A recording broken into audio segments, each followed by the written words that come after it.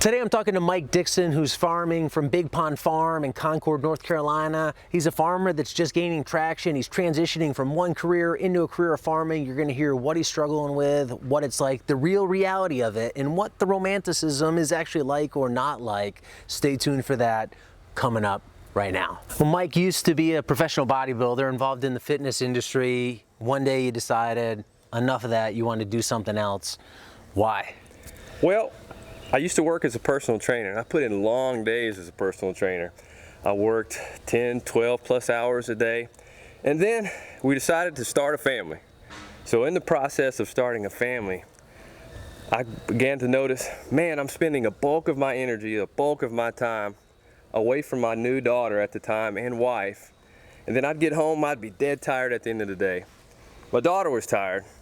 And then we just weren't connecting. And I was like, I don't want to be 50 years old having a life like this, or getting to be older having more children, because we wanted to have more children. I wanted to have a life that we were together. And at the time we were already growing food, and we lived in an urban setting. I was just a gardener. I was more of a hobby gardener. But I had this idea in the back of my head. I want to have a farm one day. I want to have a homestead. Why? Why? I wanted to see my kids running around free from traffic, free from the noise of just living in the city. I wanted to see them just running out, having connection with nature, connection with where their food came from. Because when I started growing food as a gardener, as a health professional, as someone who was interested in fitness and nutrition, I knew that the best way to know that I was going to have the best food and be able to have the best food for my family was just to simply grow it myself.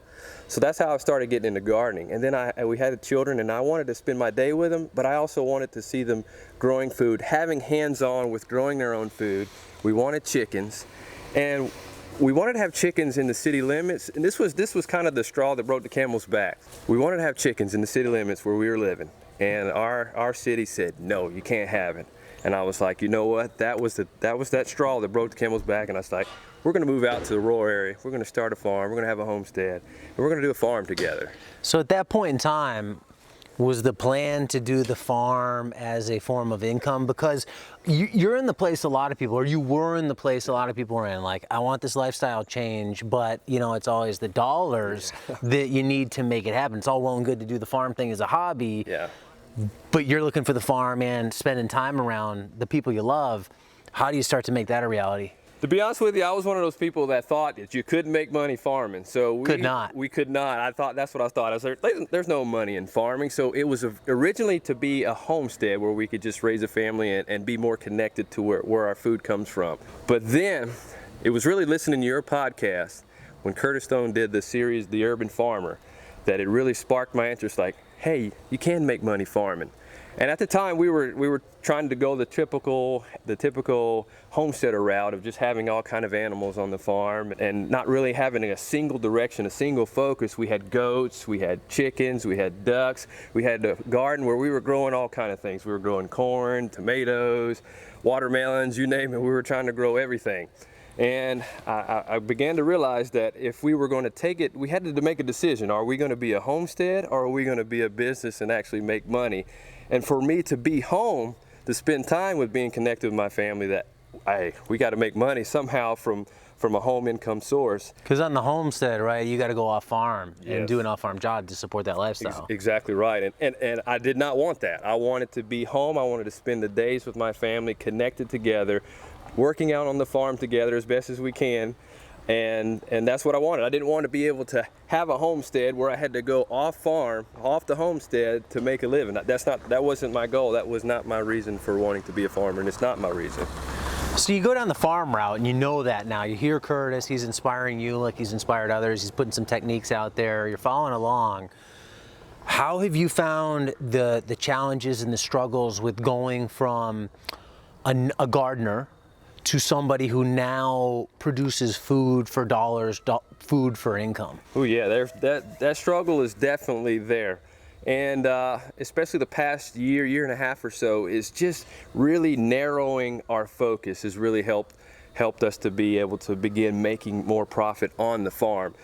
getting rid of all those other things that we didn't necessarily need to have as far as the goats and the chickens, but narrow down and focus, have a central focus of what you want your business to be. And for us, it was the market garden. And we do raise ducks and we'll continue to have duck eggs, but the chickens, the goats, and some of those other things, it was not for us. We're not trying to get all involved in all the other homesteading things that you can take you all down these rabbit holes, but to just focus on the market garden, market that, get out and sell to our buyers club, CSAs, have our customers through our restaurants, but have a focus that, hey, we are working on small veg, but we also have this accessory of duck eggs, but we're focusing on salad greens, small root crops, things like that. No more corn, no more watermelons. Focus on the crops that are most profitable, and that's what we got for Curtis Stone. Yeah, that's the typical strategy there is just refined down to what actually pays, what's working. You're in North Carolina. Yes, sir. How would you say your market is? You know, Curtis is in a city, he's selling to restaurants. A lot of people see that and say, I don't have that market, I'm rural. North Carolina, what's your market like? It's not drastically different from Curtis. We have the restaurants. We are going with some of the same trends, especially near the Charlotte area, near where I live. The restaurants are doing some of the same things. There may be some other smaller rural areas that don't have those opportunities, that may have to travel to bigger cities, but I don't think that's an excuse that I could say we could use. Tips for people who want to do what you're taking on? Refine your focus is the biggest thing. Another thing that, and I've come recently to learn that, is to have a routine in your life overall, that you take care of yourself, then you have a time that you work on the farm, and then a time that you spend with your family. And that's been big for us, especially since family is big for me, and that is the whole reason why I'm farming, is to make sure that, hey, we can stop. Sometimes that's in between 5, 6, sometimes 7, but make sure that when the family time comes, we make sure that we spend time together as a family. And there'll be times throughout the day where I can bring them on some of the farm tasks, where there's harvesting radishes, harvesting carrots. And we actually did that on our YouTube blog. We did a race of the girls versus the boys, where we were seeing who could pick the radishes the fastest, and that was fun that we can do that. But if I was working off the farm, I would not be able to do that. Right. And you can watch Mike try to balance this all family and the farm on his YouTube channel. I'll put a link to that below and at the end of this video. For this transition now that you're in, like, where would you say you're at in it, going from 0 to full-time employed, things feel comfortable as a farmer, making an income doing it? I think we are probably in a stage where we're trying to gain traction. We're not beginners.